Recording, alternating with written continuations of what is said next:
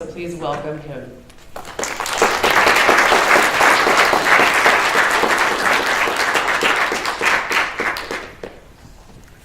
Hello. Hello. Pittsburghers.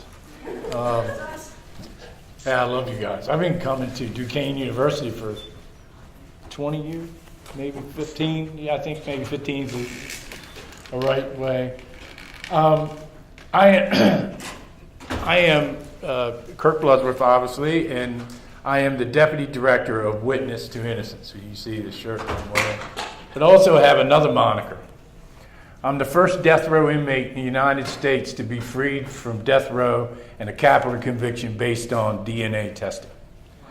In 1993, I was freed, and for the last 25 years, I've been working in concert with other organizations, and now Rehumanize, and Amy was so nice to me to get me to come here. I tell you. Let me just tell you quickly how it took me to get here. Okay, so 3 weeks ago, I flew from Philadelphia to Madrid, from Madrid to France, from France to London, from London to Chicago, from Chicago to Salt Lake, from Salt Lake to Denver, from Denver to Philly. Then I went to Baltimore the day after I got back and did a book festival. And then the next day I started my job as the Deputy Director of Witness to Innocence. The next day I flew to Cornell and spoke. Came back and then went back to my hometown for my book, Bloodsworth, and spoke at a book signing, a book thing there at my old high school in Cambridge, Maryland. And then I left there and did another thing with Sister Helen the other night. And here I am today.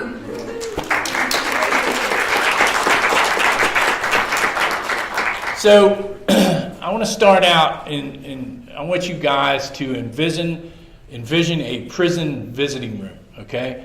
And this is the story of my first lawyer I ever had, okay?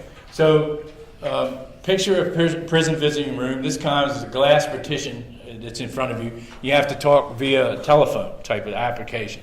So my lawyer comes in off the street through an archway. It's 8 foot high, and about 8 foot wide. It's just an archway. There's nothing there.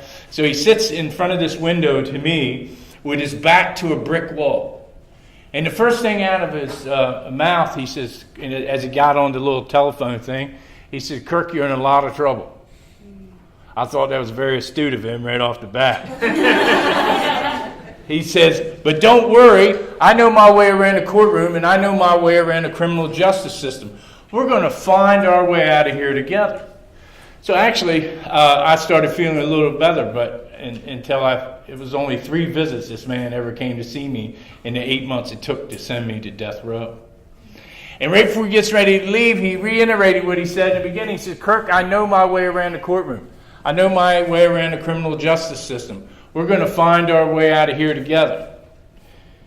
He put his hand on the glass to say goodbye.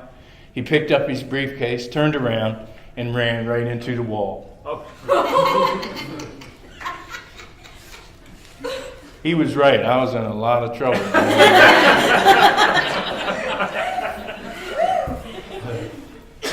Knocked his glasses off, dropped his briefcase. He couldn't get out of the jail. I was in real trouble. So, anyway, but on August 9th, 1984, at about 2:45 in the morning, it wasn't funny at all.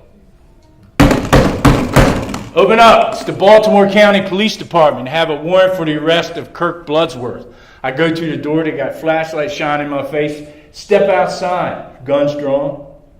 "Step outside. You're under arrest for the murder of 9-year-old Dawn Hamilton, you son of a..." I stepped outside. I had a pair of silk running shorts on. No shoes. No shirt. It was a hot summer in 1984. They stuck me in a police car, handcuffed me and stuck me in this police car, walked me across a stone parking lot, barefoot. And that was the last time I saw my small hometown of Cambridge, Maryland, for 8 years, 10 months, and 19 days. Now, this whole thing was based on the eyewitness testimony of a man that, my mic is going in and out, I think, isn't it? Can you all hear me back there? Okay, great. Never mind, technical solved. And so this whole thing started because a next door neighbor called the police and said that my next door neighbor looks like the composite sketch and his name is Kirk. They just pointed a finger at me randomly because they seen this composite sketch. Now, I was arrested on a Thursday, and he held a lineup on that coming Monday. They called every witness in the case and told them not to watch television because we have arrested the suspect. And by the way, his name is Kirk Bloodsworth. But don't watch television. So Monday comes, and there was 5 identification witnesses in all who positively said I was the last person seen with 9-year-old Dawn Hamilton the day that she was found murdered. Now, the lineup happens, and the 2 main witnesses in the case were 2 little boys. One was 8 and one was 10. They're the ones that seen this man that day, and I'm going to get into the crime in a second. And they said that he wasn't in the lineup. It was 2 weeks later, their parents called the Baltimore County Police Department and said, our children have made a mistake. It's really number 6, and that's the position I stood in. My life was about to spiral out of control. You seen or heard of the lawyer I had, right? This is the guy I'm going to court for a 2-week trial. Before it was over, I would spend almost 4 weeks in trials, many years in appeals. When the gavel came down on my life after this period of time, no physical evidence whatsoever. This was all circumstantial evidence. The trial lasted about 2 weeks. Now, to back up a little bit, in July of 1984, July 25th of 1984, a little girl by the name of Dawn Venice Hamilton was found brutally murdered in a wooded area near her home. A search ensued for the killer, and the description of this person is as follows. 6'5", curly blonde hair, bushy mustache, tan skin, and skinny. My hair was as red as your jacket, man. It was fire. It looked like a fire plug. I had sideburns down to here, and I had a red mustache. You know, I don't tan because I'm a redhead. And so I go to this thing, and I'm about 6 foot tall, you know. And so I go to this, and they're just making it all work. Now, when it comes time when the news is on the news, Kirk Bloodsworth, the big burly Waterman from the eastern shore of Maryland. So this whole depiction of this person has changed from the original people who had said they identified this man. One of the little boys is the one that said this person was 6'5". Why was he that tall? They asked him. Because he had an uncle that tall. Now, remember this, that these 2 kids were looking up at this guy on the rise of a hill area with the sun behind his head. This is exactly the position they were. They were fishing, trying to catch these little sunfish in this little pond at Fontana Village Apartments in the area behind the apartment complex in a wooded area. There's a big pond there. And there was many suspects in this case. There was one guy who had 2 attempted rapes of 2 other little girls a year before. A police report came in on him 8 days before I was arrested. They never went back to check on that guy. There was another guy, which my case would eventually be overturned. We didn't know any of this evidence at all at the time. But this guy was at the crime scene. He's the one that found Dawn's underclothes the day of the murder. She walked outside to play hide and go seek with her friends. And she came back to the house to her Aunt Sissy and told them she couldn't find her friends. And 2:30 that afternoon, her friends had come back earlier than that, but Dawn did not. At 2:30, they found her lying face down in a pile of leaves. This is a brutal murder, and I'm going to save us all, but let me tell you something. Nothing on television is any more horrific than the pictures and what I was told in the courtroom at 2 different trials. It was god-awful crime. Naked from the waist down, bludgeoned to death. It's awful. That is what this honorably discharged Marine, and I went to a Christian high school in 11th and 12th grade, was charged with, and they were seeking the death penalty in my case. Now, this trial lasted, like I said, about 2 weeks He had all these witnesses come forward. Now they always see me on television, except the littlest of the two boys never identifies me in open court. It wasn't until much later that this stuff would really start to make a lens would come out. There was people testifying. They said, Kirk said he did a terrible thing. I was married to a woman who was 10 years my senior. We weren't getting along very much in the July of that year. I had an alibi of over 10 people. We used 5 of them. I went to this courtroom. I told everybody the truth. I was an innocent man. Matter of fact, every time I would talk to anyone or write any correspondence, I would sign my correspondence, respectively submitted Kirk Noble Bloodsworth, A period, I period, M period, which is an acronym for an innocent man. It just fell on deaf ears. Nobody wanted to hear me. The prosecutor called me a monster in the courtroom. Don't be fooled by Mr. Bloodsworth. He's lying to you. And I wasn't lying. They were all fooled themselves by whatever that is that happens, hubris or whatever happens in these courtrooms today. But this was my life. These people kept pointing me out, except the little boy. He never did, the youngest of the two. Never did identify me. They had witnesses, and let me tell you about them real quickly. They had a woman who said that she had heard me say these statements and all, and she read and wrote her statement. The problem was she couldn't read or write. We found that out in the courtroom. They tried to say that I had a type of a shoe print that was found on this child's neck. And except the problem is the shoe they had was a size 8. And, well, you know, I got a pretty good big foot, so it's 11. And, you know, it was just a type of shoe that might have been. It was a herringbone pattern. They were making these big stretches. When they showed the photo array to the 2 little kids in the courtroom, I mean, that were at the scene that day, the oldest one spoke up and he said, well, his hair is too red. They dismissed that too. Oh, it must be something wrong with the photograph. No, my hair was red. It's just as simple as that. The trial went on. They tried to use this comment that I had said I had done a terrible thing.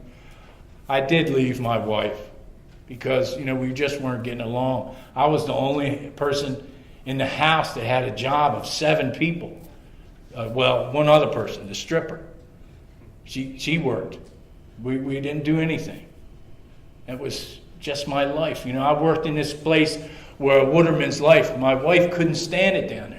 I got pining over her from the Eastern Shore, and I went July the 4th weekend to be with my wife. I thought that's what you did, you know. But she wasn't there most of the time. I didn't like this life, you know. I wanted to work for a living. I wanted to make some money. I wanted to do something for myself. Finally have a house, maybe adopt some kids. It wasn't meant to be. When I left the Marine Corps, I was happy just to be able to work. But now this was my life. When the gavel came down on that thing at the end of the first trial, the sentence was death and double life. The courtroom erupted in applause. Give him the gas and kill his ass, they said. My father tried to object. My mother sat in the front pew and just cried. There was no way out of this thing. It was just coming at me like some kind of monster. They talked about the monster, but the real monster was the people behind this false and imprisonment and everything else. This god-awful thing. So I went to one of the most notorious prisons in the United States, the Maryland Penitentiary at 954 4th Street, where just 2 weeks before I got there, a guard had been disemboweled by a perceived insult from another inmate. They walked me, and you have handcuffs on. You kind of have to walk like a penguin, you know. Your leg irons and a belt, a leather belt. They walked me through this causeway and took me to death row. I remember walking through there when I hit the yard, when I jumped off the bus, because you had to jump down. And I could hear the cat call, "We're going to get you, Kirk, for what you did to that little girl." Over and over for months at a time. He would pick it up every once in a while. They stuck me down this narrow corridor, 5 tiers high, about 50 feet in the air. And he put me right in the center, in the middle. That 300-pound door slammed shut and my life was over. It sounded just like the tailgate of a dump truck. I sat down on the bunk. All I had was a metal rack and a stainless steel toilet and sink in one corner and a half a mattress. I didn't even have a pillow. I had a blanket. They had a feed-up slot in the door where they would drop it down. They'd come by and they'd put your food right there. And they would call your name out when it was time to eat, and they would say, "Feed up! Feed up!" I heard that on a farm before, I think. But this was my life. I remember one night I was sitting there, and I got stories about this place. But I remember this one night pretty vividly, still to this day. So I was reading a magazine.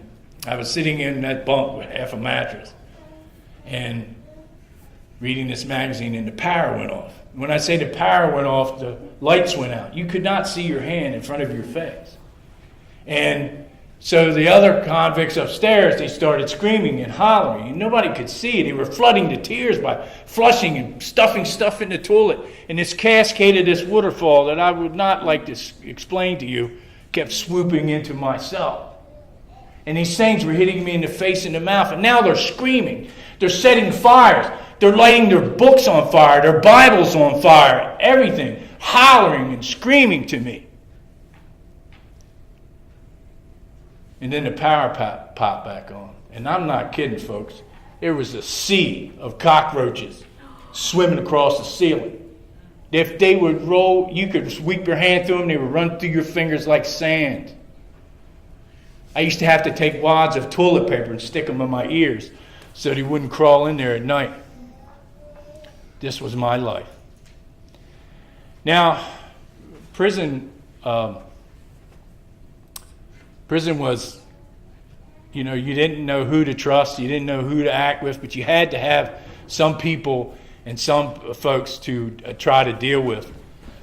I don't know if I think it's still working. I just have to hook it up here. So, here we go.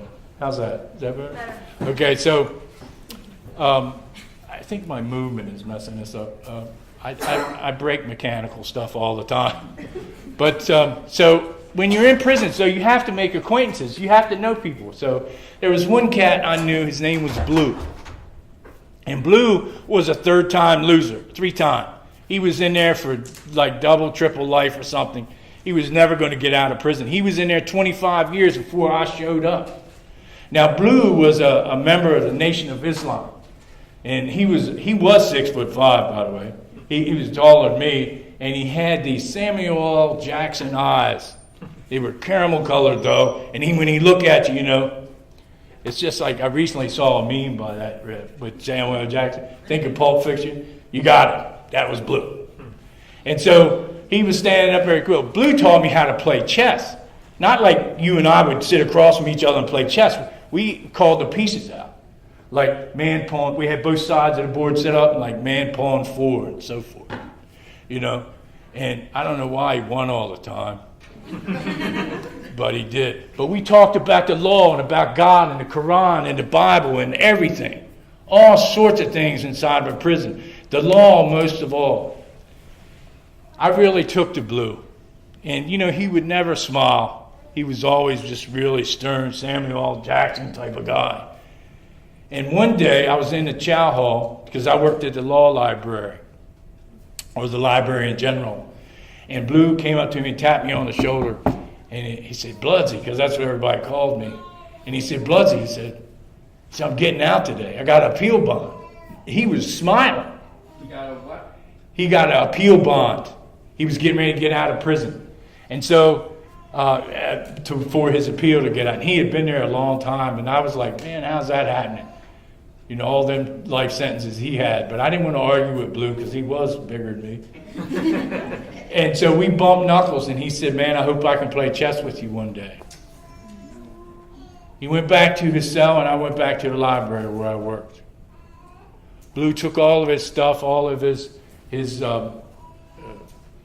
things, and put them in a box. He got dressed in this old 3-piece suit that he had, and he put his tie on, he put his kufi on, and he was really happy.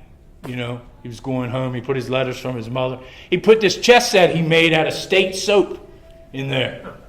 He made it out of state. That stuff's so hard you could make anything out of it.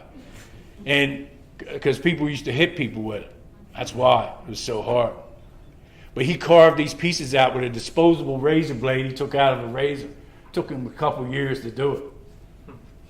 It was beautiful. He put them in his box. He laced up his shoes and then took 2 number 2 pencils and shoved them right through his eyes. This was our life. I remember about a year later, I had seen Blue instead of this very impressive, intense man. Samuel L. Jackson's eyes were gone. And all was in his face with these gray spots.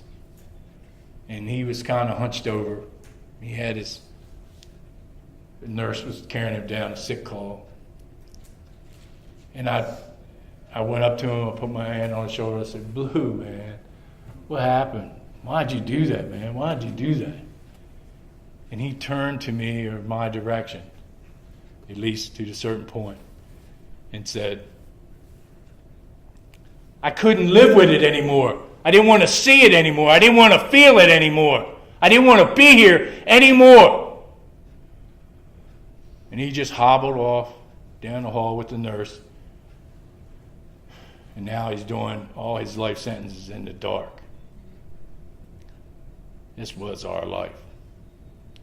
I'm going to switch over to this thing because I think I killed it. Can you switch to a different? There we go. There we go. How's that? Yeah. Always go with the manual. But so how was I going to do this? Blue couldn't survive, and he had been there for all this time. What was I going to do? I was panicking, man, struck panic. And I remember one day, I got up and I looked in the mirror, and I heard this voice in my mind's eye, and it said to me, what about Dawn? What about Dawn? What are you going to do about that? Nobody wants to save her life or figure out, give her justice. What are you going to do? So I started curry combing my case. My first transcript was 1,680 pages. My second one was over 1,300 and some pages. Eventually, my case was overturned by the Court of Appeals by a piece of law called Brady. There was a man, and this was a report that the prosecution never gave me, and it was about another suspect. A man that was there the day of the murder. He said he was a newspaper delivery man, which he was. He was rolling up newspapers. Except when they found him, he had no ink on his hands. And he said he wiped them off with the towelettes in the back seat. Of course, there wasn't none in it, and they were dry. It was dry as a bone. He's the one that found Dawn's underclothes in a tree nearby her body. They also found a pair of little girl's shorts, underpants, in his console of his car. He said, where'd you find those at? He said, well, I found them in the woods 2 days ago. That's the same woods she was killed in. The reason why he had these items, after they found him, he vomited. It's the reason why he had these items. He went and take them home and wash them and give them to his daughter for her dolls. He's not the guy.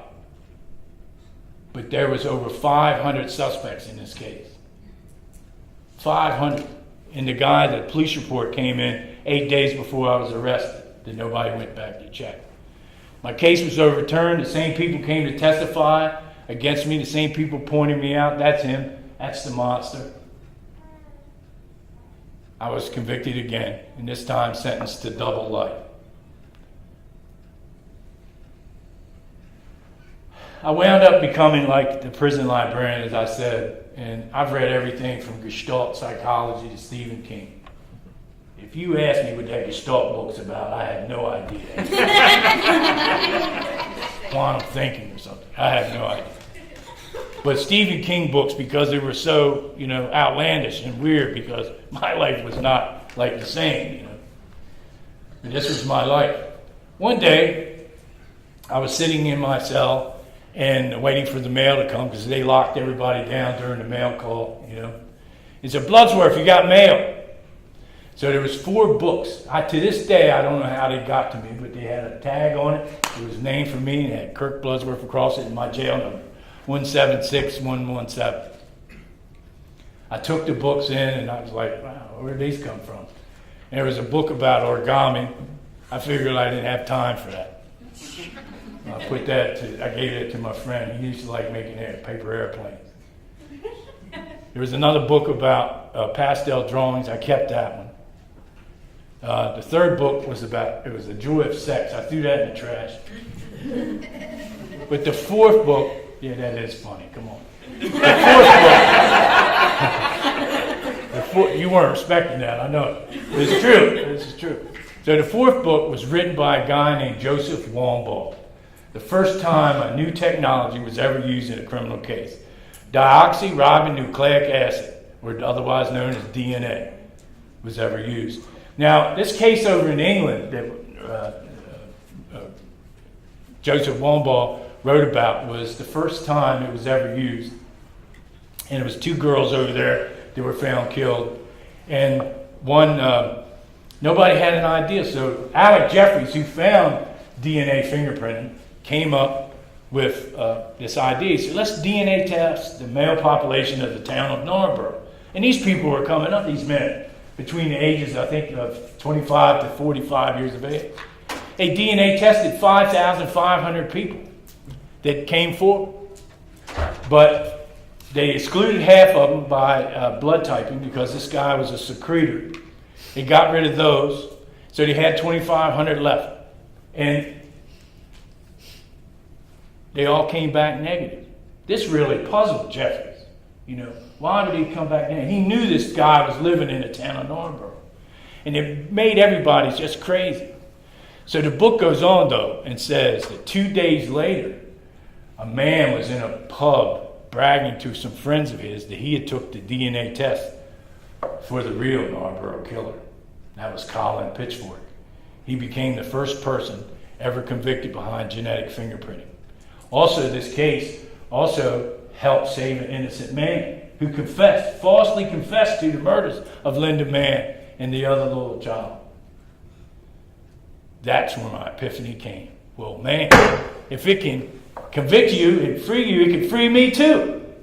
Right? I didn't do this thing. I started remembering many spermatozoa on slime, swabbing, possible semen stain on underpants. That the FBI agent had a circle around that said possible semen stain on it, but he said in court it probably wasn't a semen stain.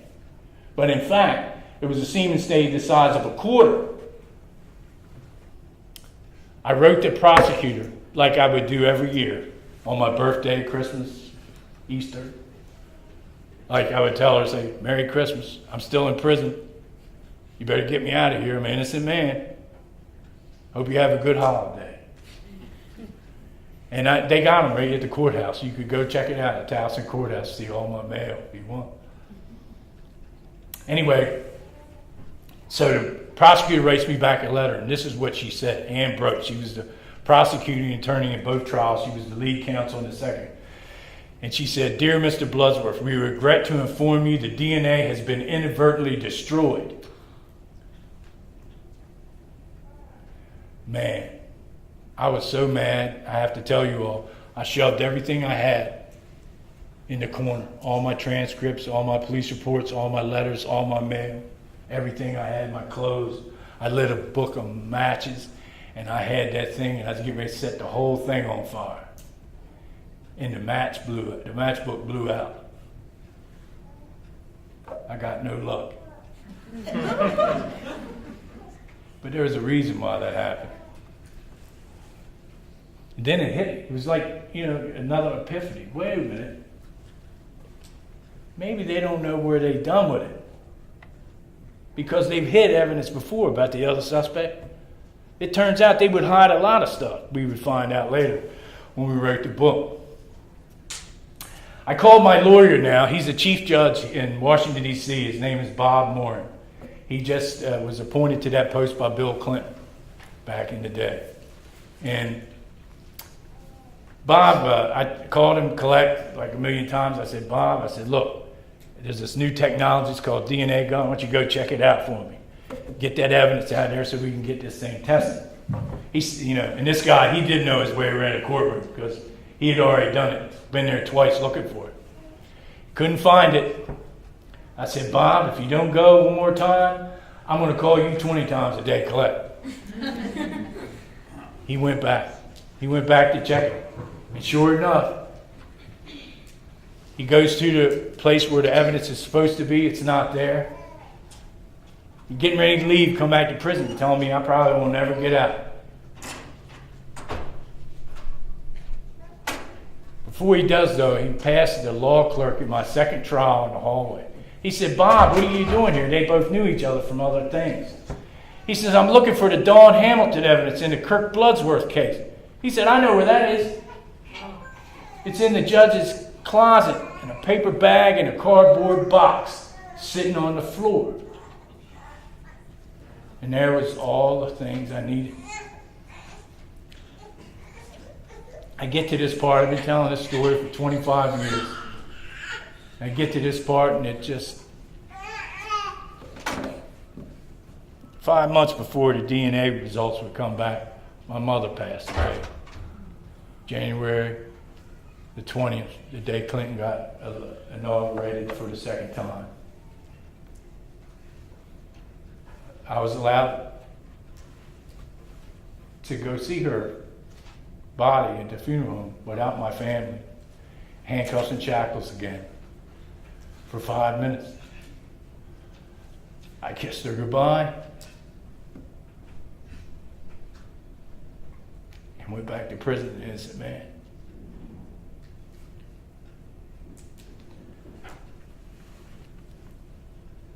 I really miss her.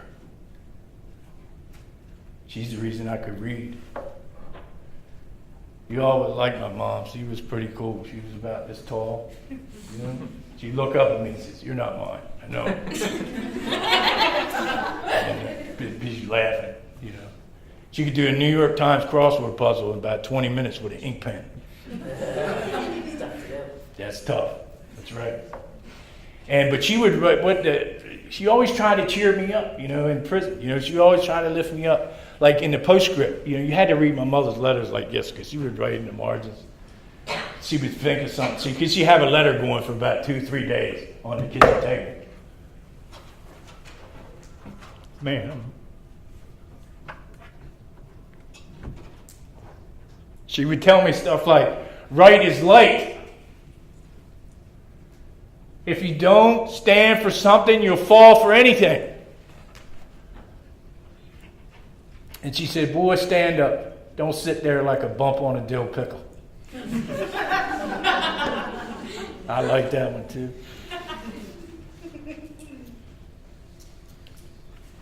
I left the funeral home that day, early in the morning, with 2 guards named Lee and Lee, packing 9mm pistols. Me handcuffed to the floor through a hoop in the chain in the floor. My mother was gone. I couldn't see my family, my sister, my father. I remember sitting in this van and going back to prison, and I heard my mother, like many times over the years, she would call me for supper, Kurt, you could hear her, a country mile. Kurt, get out of that ditch. Come on in here and eat. But this time she was saying, stand up. And as I was getting closer to prison, she was saying, stand up. And I had a priest with me. And I was straining at the chains at the floor by the time I got there, with this smile on my face. My mother was telling me something. She told me that Christmas I was going to get out, but she wouldn't live to see it. Exact words. A month later to the day, she said,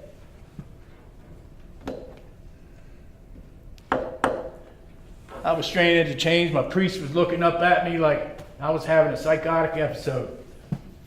And I probably was. I miss my mother. Never saw her again as a free man.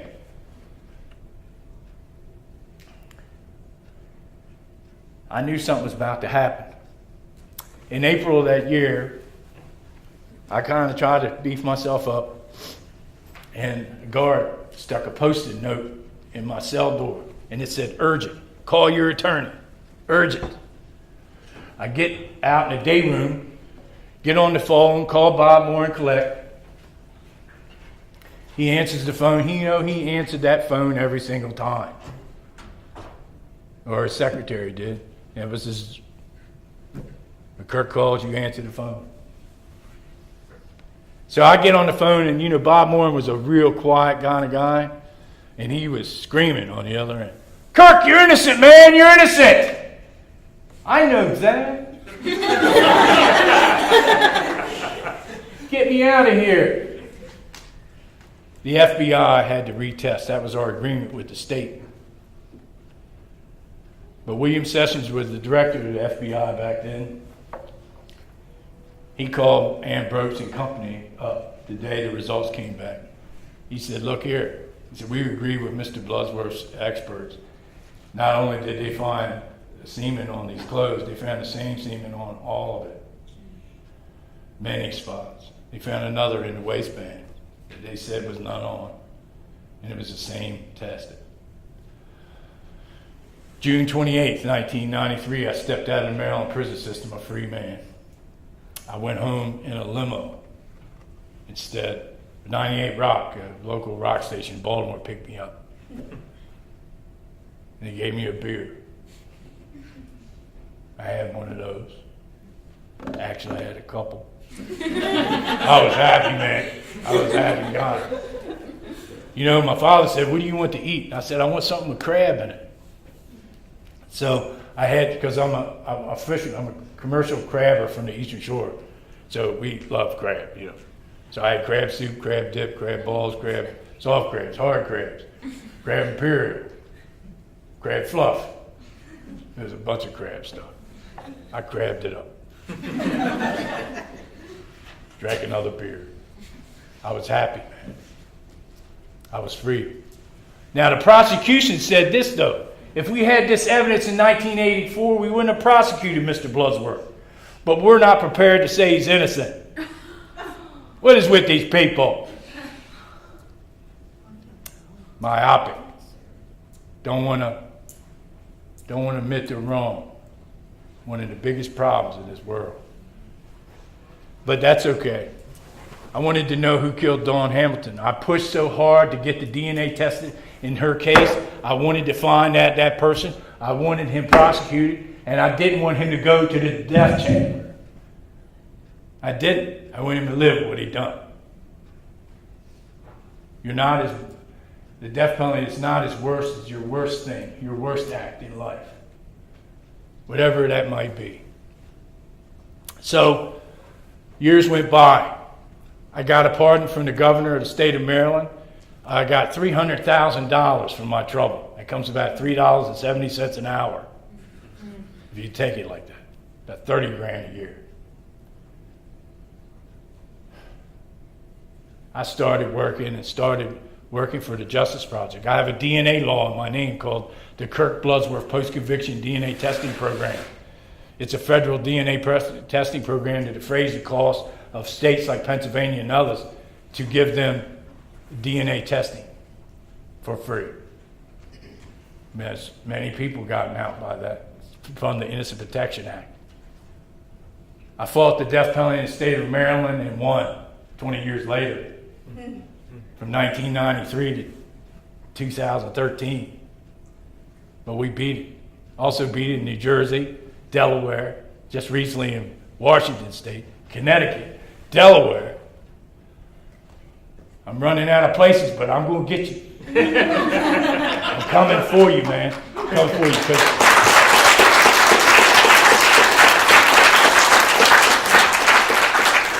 See, but my story is not unique. Witness to Innocent is a group of people and individuals who have been wrongfully convicted and sentenced to death just like me, like Ray Crone from Arizona, Ron Connie from Michigan, Suja Graham from California. We could just sit here all day. Gary Drinker from Alabama. We could talk about it over and over and over. Look it up, witnesstoinnocence.org. 163 people, men and women. Sabrina Butler from Missouri. Innocent on death row in a population of prisoners of 3,000, close to it. This is our life. We empower exonerees to be effective speakers in abolishing the death penalty and leaders to do it. I've spoke all over this world. I have to tell you, I'm opposed to the death penalty in case you didn't guess it. But we don't need it anymore. The only thing that needs to die is the death penalty itself. And I'm going to be the one to make that thing stick if I can have everything to do with it.